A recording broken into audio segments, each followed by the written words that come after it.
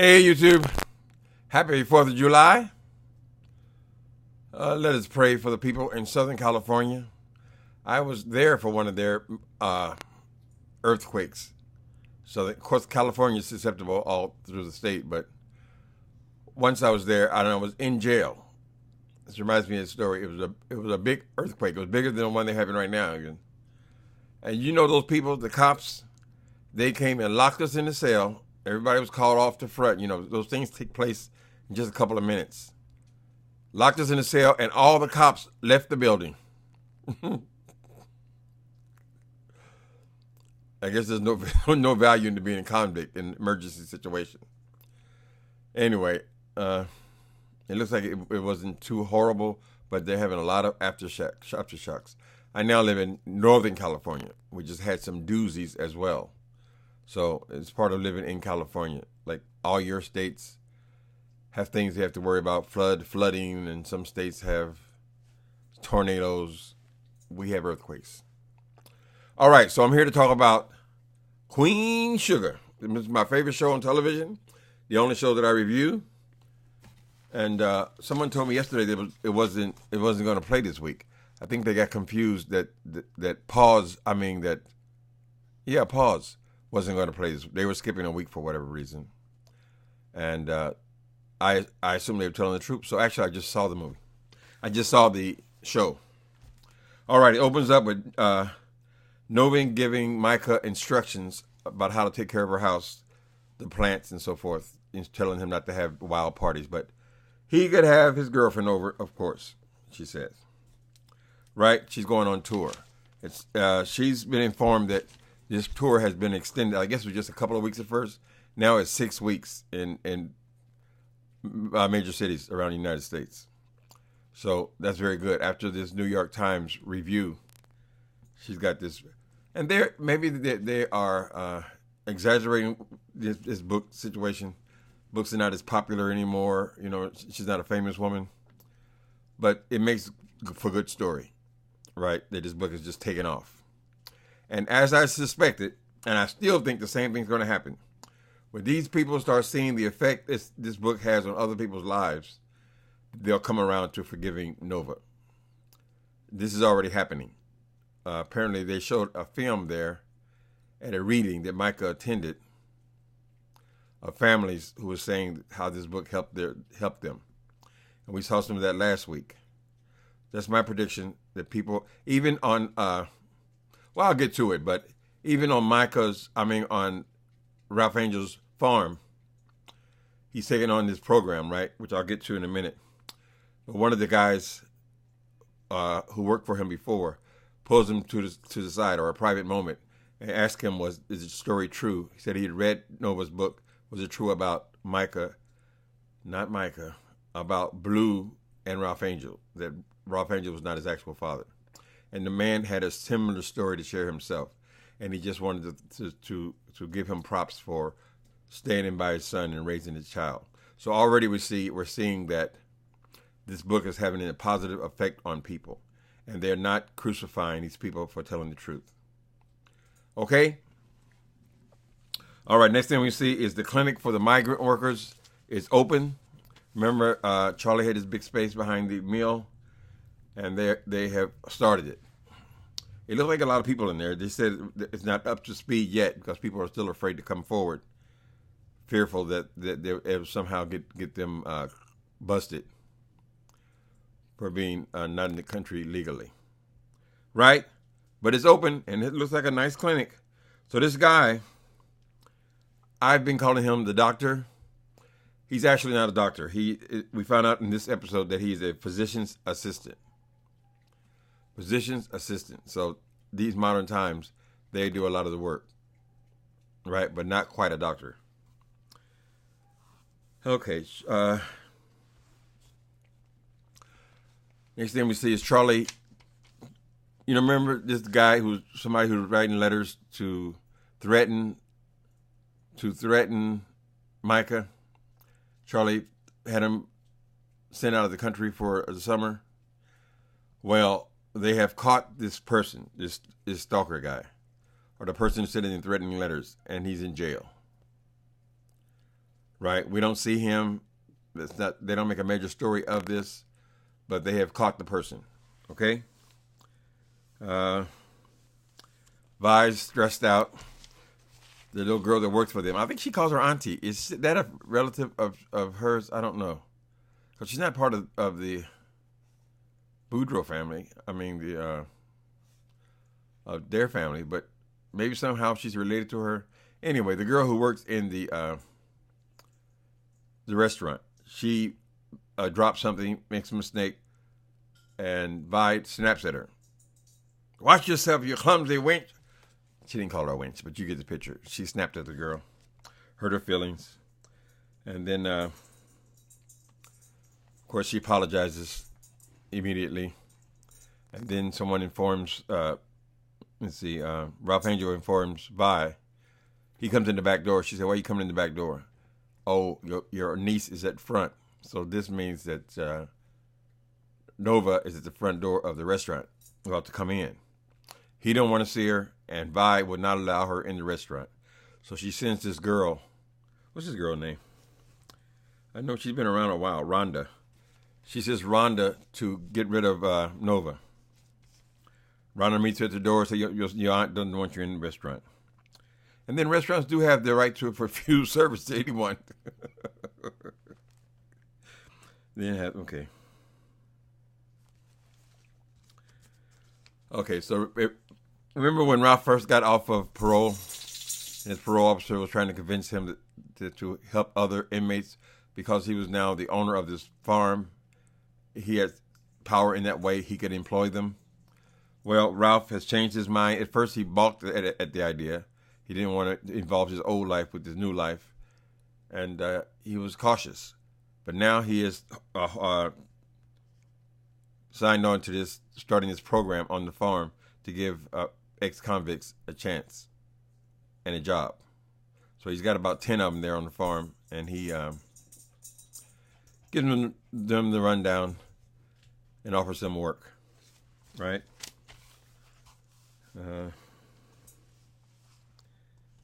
It's called a prison to work program. All right, Charlie's investigator. Now, Charlie's investigator has discovered quite a bit. She's discovered what these laundries are up to. And it does involve Jacob in a big way. Jacob never said that he had a big part in this deceit. He just said to back off, these people were dangerous. Anyway, it looks like they're going to try to put Jacob on the city council. And the city councilwoman who's currently in that position has already told Charlie that she's stepping down. She can't fight this. This is like a brick wall coming to her. She knows she can't win against this Laundrie family. So their plan is to put Jacob on the city council so that their plans will not be stopped. Their plans is some major project that's going to put most of the black farmers out of business and also going to take a good part, or she says half of the land of of Ralph's farm, the family farm, right? So they've been up to something this whole time. And this woman, Frances, has not been any angel. She was fighting against her brother, but she was also fighting for her own interests. So this woman is telling her all this about this plan. A freeway is being rerouted and it's going to come right through this land. Of course, freeway brings in more people. So it's a very valuable plan for them, and it's federal. Right? So that's why the woman says she's stepping down. You're involving the feds, lots of power, lots of money involved. And Jacob's going to be on the city council. Okay. Now we got to remember that Jacob's got the hots for Charlie. So this may be her end. If she could turn him some way, this could be the way that she defeats these people. Because he's going to be in position with the local government.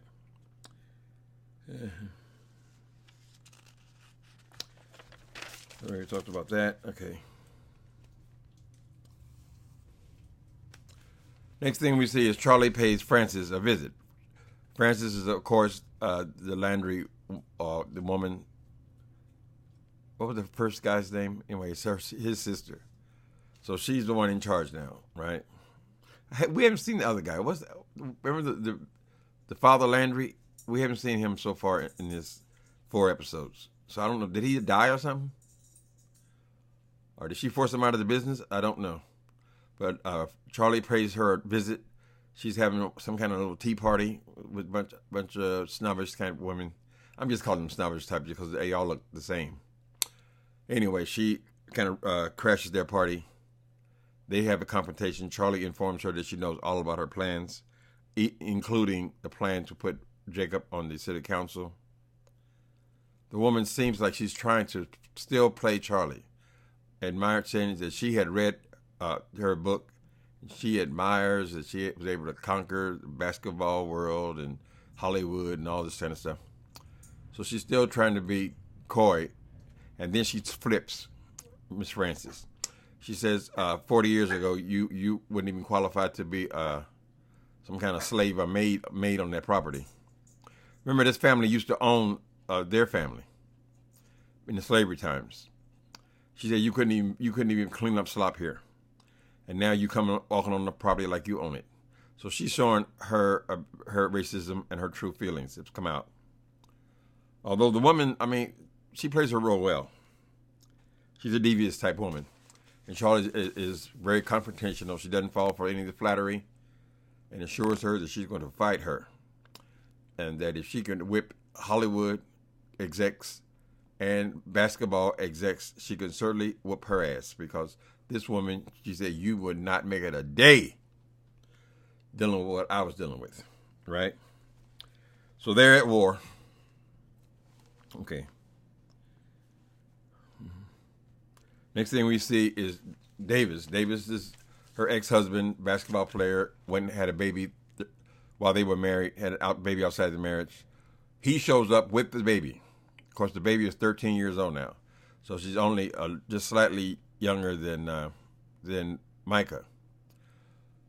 So apparently, Micah knew that he was coming, and he had a surprise for him. But they weren't expecting Charlie to be home, so he just shows up at the door with this girl, this preteen, right? So they meet, brother and sister meet for the first time. Shortly after that, Charlie informs Davis that the girl was welcome to visit any time, but she was not going to be a surrogate mother to this child. So in other words, don't try it. Don't leave your child here. This is something that you did. Now you take care of her. Now, does he have a woman? I don't remember. But for the moment, I think he's a single father. I don't know if he has a woman or not. Charlie informs her, I'm not going to be taking care of your child. She can visit her brother. That's fine. But it's like when they do finally meet, have another visit, she's waiting in the car, or she drops him off, and Davis and the girl are there at the restaurant, and he goes and talks to them, but she doesn't go. She doesn't join them. She stays in the car. Okay. Davis informs Charlie he's leaving basketball. He's finally retiring, and he's going to be a coach for a college. He didn't emphasize how close his college was going to be to them, but I'm assuming it's somewhere there in the South, right? She doesn't care about that, what you do. We are divorced, right? Okay. Now, Nova. This is Nova. Nova is doing a reading, right, there locally, before she starts her trip. And she shares this story from her book. She says one of the last things she's added in the book, so it's not even in the manuscript that the family has read, right? They're all bad about their individual situations, their individual chapters. But apparently no one from the family so far has read the entire book, because after she's finished with the personal stories, she goes into the story about Ernest, about how they used to go fishing together, how they were extremely close, and these 3 white men, I understand white because it is important to the story, confronted them and were making remarks about what they were going to do to Nova as she got a little older, I guess, or what they were saying nasty things about what they were going to do with his 10-year-old daughter. They went to a gas station. He comes out with I guess they punch him in the mouth, and she sees the 3 guys laughing, and she realizes, okay, they're saying nasty things about me. Anyway, late one night on the farm, Nova's out running. She likes to run through the cornfields, and she sees her father out in the field digging ditches. Digging ditches, right? And they leave it with, and they never saw those three men again. This reminds me of a story called Time to Kill. Only in the Time to Kill by John Grisham, the man actually killed the guys and got caught. And the story was about him getting off because it was a justifiable homicide, which was very hard to prove at the time. I guess his was back in the 60s, 50s to 60s, for a black man to kill three men. I think there was three men in that story too. It was very difficult for you to get off from that, walk away from that, right? But he did it in John Grisham's book. So this story has been buried. Nobody knows about this situation. They don't say anything about the investigation. I mean, these three missing people. But she's suggesting that these three people were murdered and buried on the land. So we may have an excavation coming soon.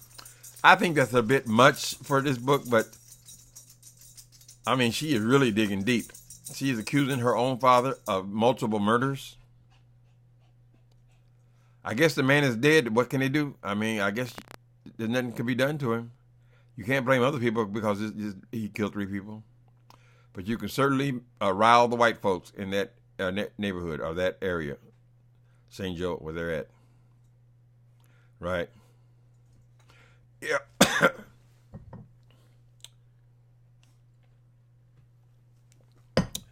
Okay, let me not get stuck.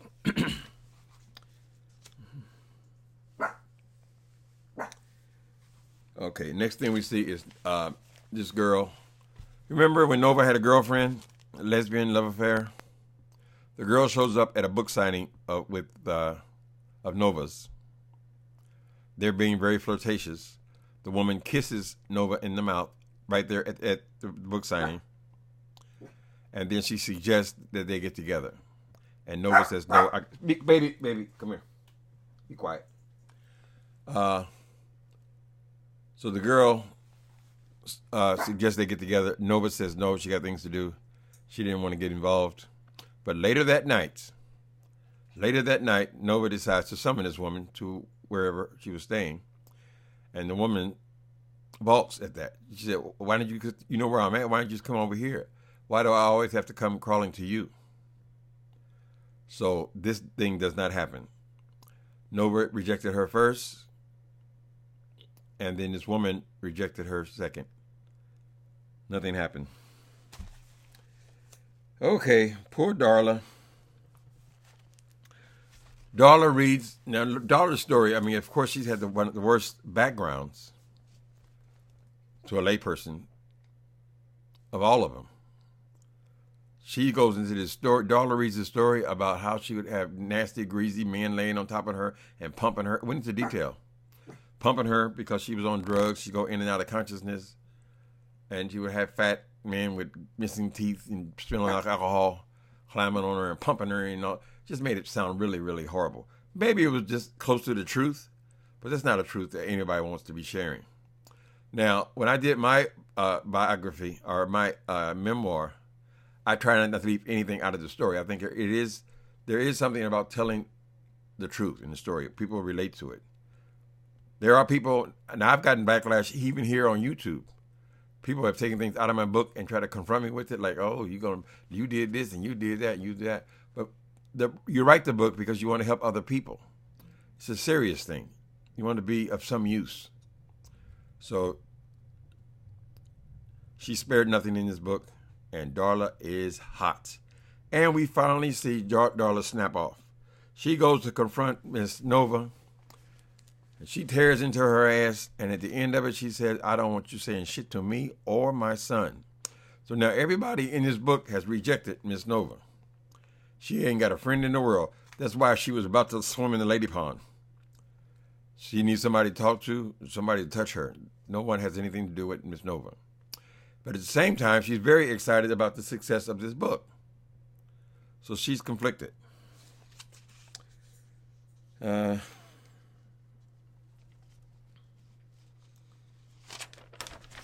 so then Micah comes in. He tells his mother about the reading that Nova did, about how powerful it was and what effect it had on the people.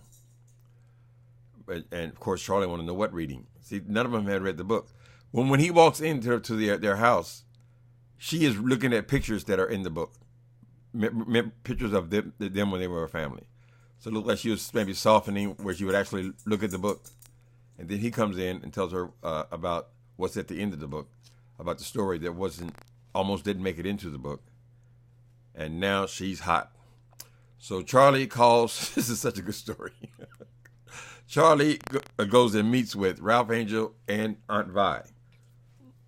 One person missing from the family is Nova, because she's the enemy now. And Aunt Vi basically admits that she knew about the situation, or she suspected what had happened. Aunt Vi believes in secrets. She's not she's not into exposing secrets. She has lots of them. This whole Jimmy Dale thing was a secret for her. She just held it inside. There's power in releasing things. But Charlie confronts them about the situation that they fathered and murdered 3 men and buried them on the land. Evidence. But what can they do? I mean, he's dead. You can't prosecute a dead man. You're just going to soil their name. But some people will side with Ernest because of the situation, just like in their Time to Kill book. But only in the Time to Kill, the girl was actually raped. It wasn't just catcalls. So, anyway. Vi acts like she's not that affected. She holds it together.